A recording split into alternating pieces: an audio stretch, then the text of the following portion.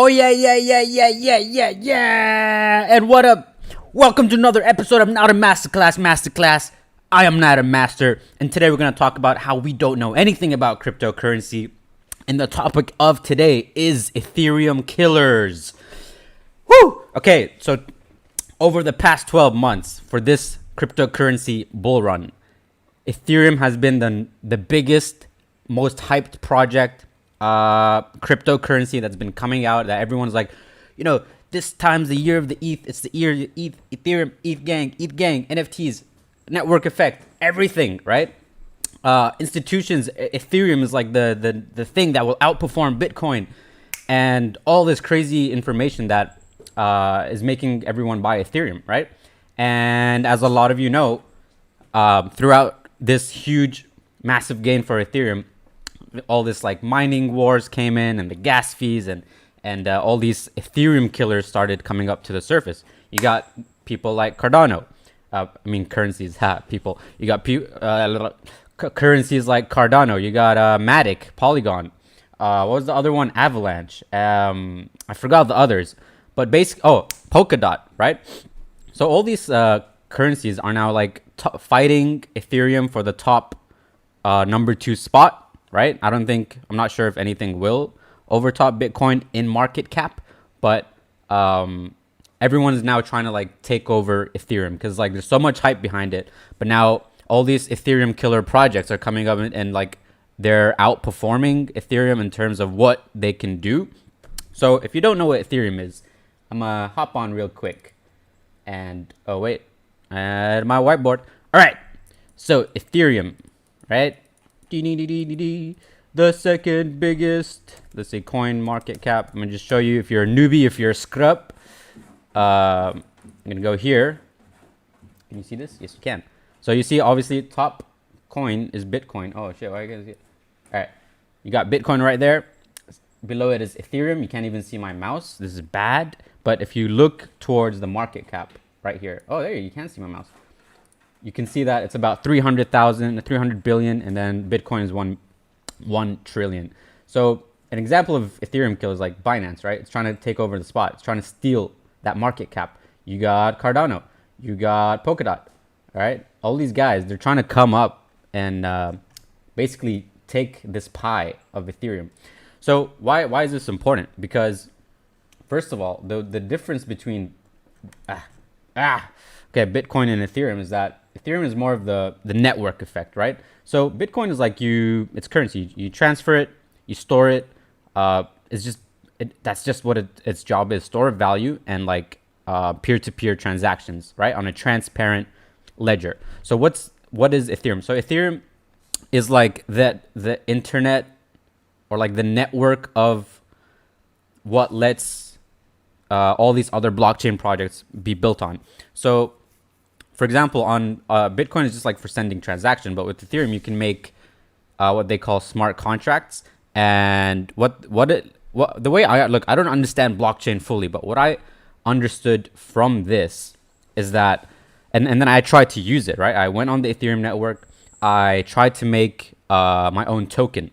So what I learned from this is that what Ethereum lets you do, or what is the vision behind Ethereum, is that it's creating a network where anybody, so you right here, without a middleman, without a platform. Or right now, look, for example, I'm using YouTube, right? I don't need CNN. I don't need all these big broadcasting companies or radio companies to host my show. I can just go on YouTube and go live, right? So how is this different from Ethereum? The difference with Ethereum is that it's on the blockchain. So while YouTube is like this, it's like a silo, right?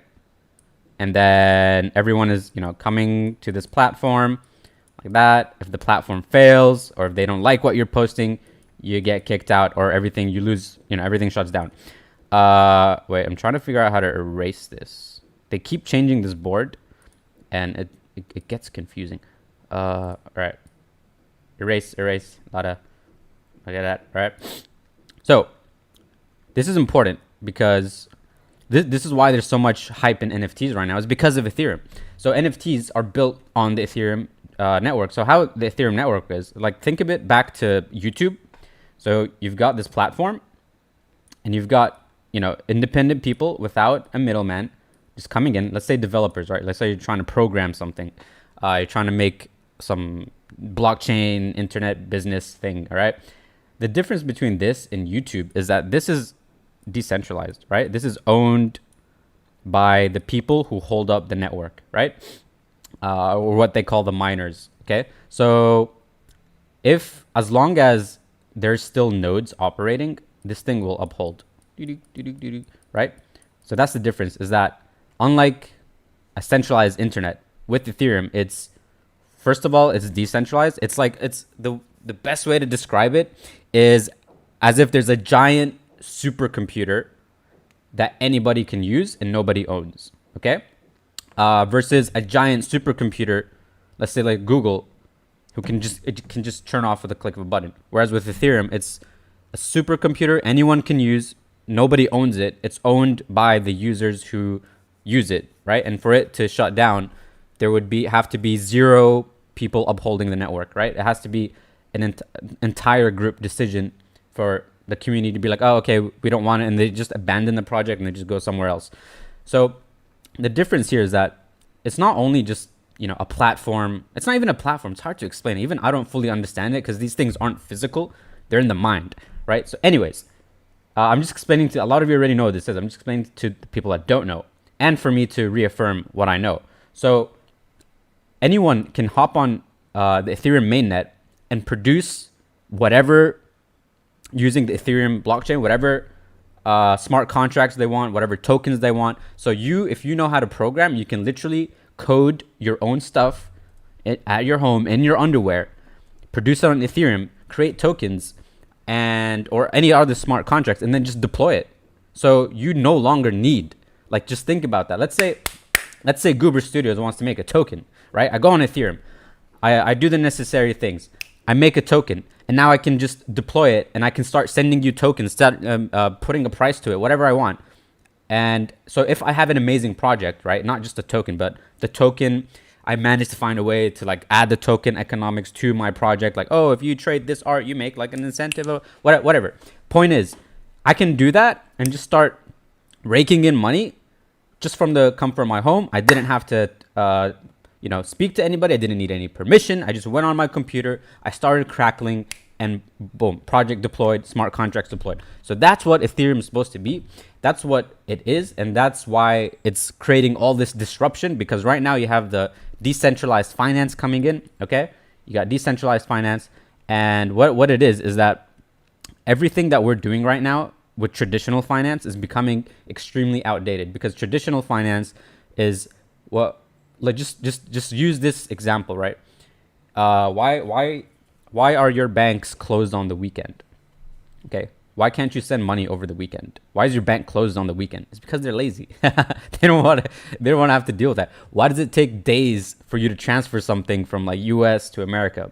Whereas when it comes to cryptocurrency, I can, despite the heavy transaction fees and the loading of the network, I can send you sometime today, whether it's the weekend, whether it's 3 a.m.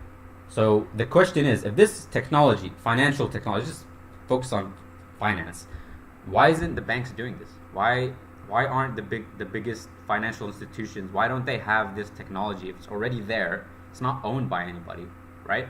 Something to think about. So basically, okay, we're going off track. Back to Ethereum killers. Now, the reason all these other projects that are for smart contracts and like Polkadot and ADA and Cardano and Binance, they're all nabbing at that market cap of Ethereum because they're offering.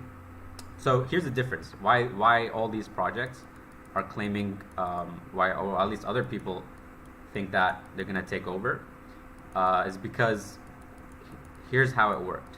Okay, I'm gonna give you a little history class right now. Very interesting. So Ethereum, right?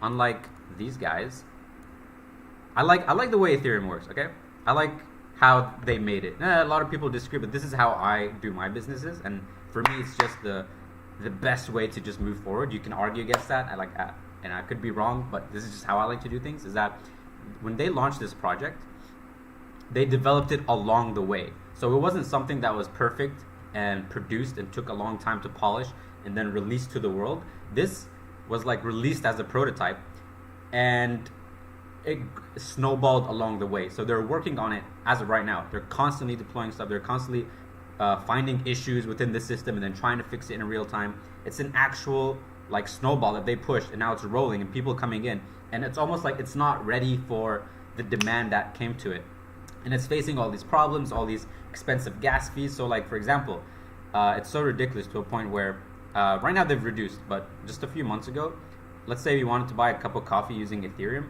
Let's say the coffee is like $7. You would have to pay like $70 to $100 in exchange fees, like transaction fees, to buy a $7 coffee. So it was ridiculous, right? No one's gonna use that. But this expensive gas fees came as a result of how much people were using Ethereum. So that's the problems that it faced this year, and why the price didn't like explode as what people think about it. As of right now, let's see, Ethereum is going at 2648. Okay, that's huge. It was just recently at 2,700 over here, but what people are anticipating it is that once all these financial institutions realize why they need to get into decentralized finance and that they're kind of outdated and got to move now, they're expecting Ethereum price to go to 10,000, 20,000, maybe even 100,000 per Ethereum. I don't know, but I mean, this is just what I've been hearing. But now all these Ethereum killers that are hopping on board, the reason they're nabbing at this, what do you call it, the Ethereum market cap here, is because look at this. Look at Binance cap, 86 billion. That's almost, I mean, this a few months ago was at like $40, $70. Okay, it just did like, what is this, a 10x? It's crazy. Cardano 2 did like almost, what is that? It was at 30 cents 3 months ago. Now it's $1.33, 42 billion. So why these are becoming, or what people are calling them, Ethereum killers, is because they don't have these problems, right? Unlike Ethereum, who was built and then, snowballed along the way, these guys came after Ethereum, right? They came afterwards. So they saw what Ethereum lacked, and then they produced a better product, okay? So now there's like, oh, damn, Ethereum is not going to be King Kong #2 no more, right? It's one of these guys. And then everyone is like, maybe not so, there's like a lot of just, I don't know what you're supposed to call it. Like, it's not rumors, right? It's I don't know. But basically, NFTs are built through Ethereum. What else? Decentralized finance. It's basically the network effect, right? It's holding everything. But these things can do that, but they just don't have the lifespan that Ethereum has had. Now, here's my theory. Here's why I don't think. Here's what I think will happen with Ethereum, right? This is my theory. So, back in, where are we? Where are we at right now? We're at, is this 5 minutes? 5 minutes. Okay, we just let you see my big, oh wait, no, you gotta see my board. By the way, I just opened an Ethereum trade right now. As you can see here, I'm at a $3 loss, okay? I bought in at this green line right here because I think this is gonna go up to 3,000 over the next, I don't know how many days. And I put a leverage, right? So I'm on a 5x leverage right now, which is why I'm losing money so quick. So if this goes up to 3,000, I'm gonna make a lot of money. Okay, leverage trading, first time, second time. First time I got wiped out was a month ago, but now I'm like, I'm feeling confident again.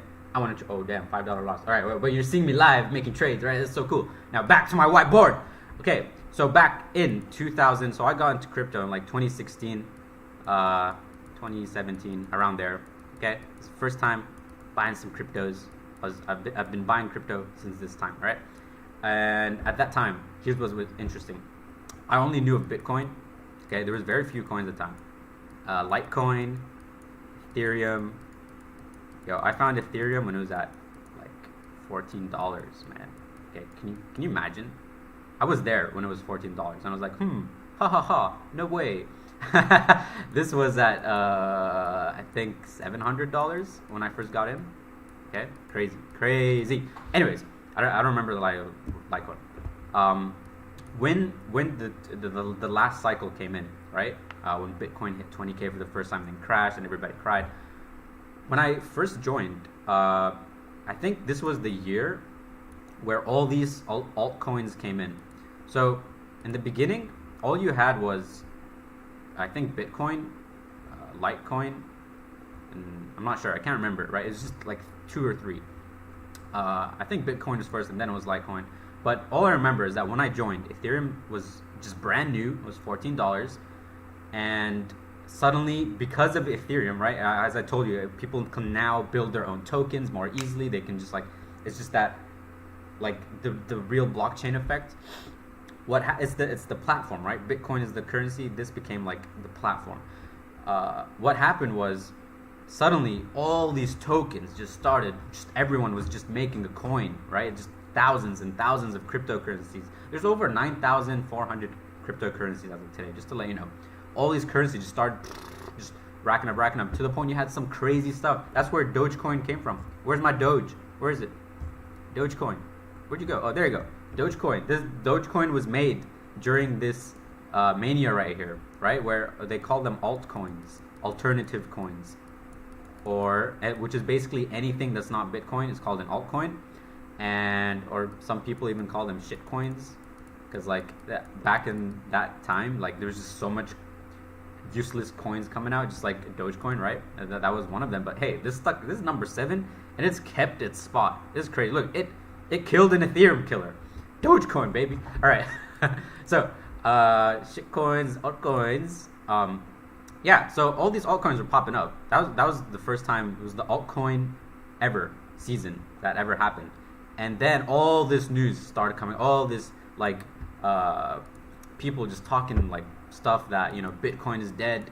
All these altcoins are gonna outperform Bitcoin. They're gonna outrule it because they have so many different use cases. They're like, let's get all these value propositions. Especially, you know what it was? Ethereum. Everyone was like, this is the Bitcoin killer. Okay. How did that play out? 1 trillion, 300 bit. Come on, man. Okay. Basically, all that rumors didn't end up to anything, right? In the end of this cycle, okay, literally all the altcoins lost 99%. When Bitcoin crashed. So Bitcoin hit 20K, crashed to 10K. And then we had a crazy altcoin season, and then everything just went down. Most altcoins went 99% loss, right? You basically lost all your money, and all that money was flowed into Bitcoin. So everyone sold altcoins and bought Bitcoin. So all this Bitcoin killers of 2016, 2017, and these guys were all around. XRP was around, Cardano was around, Litecoin was around. Some of these are still new, but they were all around, and none of them killed Bitcoin. If anything, this just solidified its spot as King Kong, and I think might just be like that forever. Maybe, I don't know. So now I'm seeing the same kind of hysteria popping up. Okay, 4 years later, what has it been? 5 years? 4 years? You have Ethereum killers, right? No one is talking stuff about Bitcoin anymore. Oh, this is gonna make Bitcoin obsolete. No one is saying that anymore. What they are saying is that all these new projects are going to destroy Ethereum, right? Which sounds familiar, isn't it? It's exactly what happened with the last run. And now you got all these coins pumping, thinking that they're going to overtake Ethereum. Now, they just might. I don't know. I felt the same way when I was with Bitcoin, reading all about the Bitcoin killers. I was like, yo, this might actually work. Sentiment didn't happen that way. Okay, Bitcoin has just been around for too long. People just trusted it, and they still do. And they're putting their money where their mouth is. As you can see, 55,000 as of right now. So now the same thing's happening with Ethereum. A lot of people are saying it's going to become obsolete. It's still going to probably perform well this year. You might see a 10K Ethereum. I'm not sure, but there's a lot of people saying that these will kill it. So from what do I think is gonna happen based on this? First of all, two things. I hedged my bet against the Ethereum killers, so I have some Cardano. I recently sold my Matic. Okay, this thing went up 80% yesterday. Sold it. It still went up higher. Kind of regret a little bit, but hey, I made some gains. There's some DOT. I didn't buy any DOT. And then there's some Avalanche or whatever. But basically, I put majority of my money. Wow, you can zoom in and out. Oh my god. I put a majority here. Oh, a big bag of. I'm holding a big bag of Ethereum. It's my biggest bag is Ethereum. Right? I'm a Ethereum ETH gang monster. Like I just this is what I'm hedging my bet against. I bought some Ethereum. Also bought these guys, right? Because one, I'm at least 80% confident, 80% with highest probability that they will not destroy ETH. ETH is gonna just own it. It's gonna fix its problems, and it's just gonna retain its top next to Bitcoin, right? It's gonna be number one, be number two. Even if the market cap for Ethereum outpaces Bitcoin, I don't think Bitcoin is gonna disappear. Like this does its job very well. This guy's still trying to figure out his job, but it's just that sentiment that's just, again, I don't know the technological part. I don't know is it really in trouble? I'm just basing my bet on predicting people's behavior, right? And from what I've seen last time, I'm seeing the same psychological patterns. So again, I'm not an expert in these things. I'm just using my resources to the best of my ability, and I think that the same thing is going to happen again. You can have all this hype of Ethereum killers. These guys are going to pump like mad. Ethereum's going to pump like mad. And at the end of the day, I think money is going to flow back to these two, because institutions are just going to favor what's been historically more relevant. And Ethereum has just been there forever. So when you have all these big, huge investors with like real money, billions of dollars, they might invest in ADA, right? But just thinking about it from what I've seen and what I think is going to happen, it's going to be the same thing as Bitcoin. They usually start with Bitcoin, and then they start with the second thing, Ethereum, right? They're not going to go into these highly newly projects that, could break it, could not break it. They're going to just go with what's already existing and what's already working, and they're just going to go with that. So for them, they don't mind $70 transactions. They don't care, okay? This is just what I think is going to happen. But I still am hedging my bet and also buying these guys, because I know they're going to pump as well, right? The same way as last year, Ethereum pumped, everything pumped, but then it all went back to Bitcoin. I'm placing my bet here, but I do not think I will hold these very long term. Like as in 5 years, probably not. Probably going to sell most of it and put it into these two guys right here. I'm comfortable holding these long term. Could Ethereum fail? Maybe. As of right now, I'm giving it the benefit of doubt, and I'm going to stick with what I've seen from last year, because at the end of the day, you have all these fundamentals. You've got all this, use cases and whatnot, and yada yada yada. But at the end of the day, this whole market is just psychology, and if you can just get good at predicting buying behavior, and which is exactly what I do, right? I market all day, all year. I've been doing. This is just what my business is based on. It's just predicting people's behavior and where they're gonna put their money. So this is just, I don't know, I could be totally wrong, but it's just my opinions, my video. Let's look at our trade right here. Still at a loss, $3 loss, but hey, at least it's cool. You're seeing it happen in real time. Look at that. It's going up and down, man. It's going up and down. $3, $4. Oh my god, we're losing money. Okay, so cryptocurrency. Yeah, let me just show you our target here. So this is how you make NFTs, by the way. You got to use Ethereum. You got to pay for it. Okay, it's loading too long. Anyways, Ethereum. We're hoping to see 10K Ethereum. That is basically the video I wanted to make. I think it's just gonna repeat the same hysteria as last time. Bitcoin killers, ETH killers. If anything, this makes me super bullish on Ethereum, because I'm just like, hey, remember what happened last time? Okay, let's just pump our bags of Ethereum, and we'll buy some of these speculative ones as well, and we'll see what happens. And yeah, that's the end of my video. That's a very short one. Wow, only 7 minutes. Wait, is it 7 minutes? I think this is the current average watch time. Oh, it's 24 minutes. Oh my god. Okay. Thank you. I will catch you tomorrow or maybe tonight. I might have another topic for you, but this is my cryptocurrency video, and I'll check you in the next one.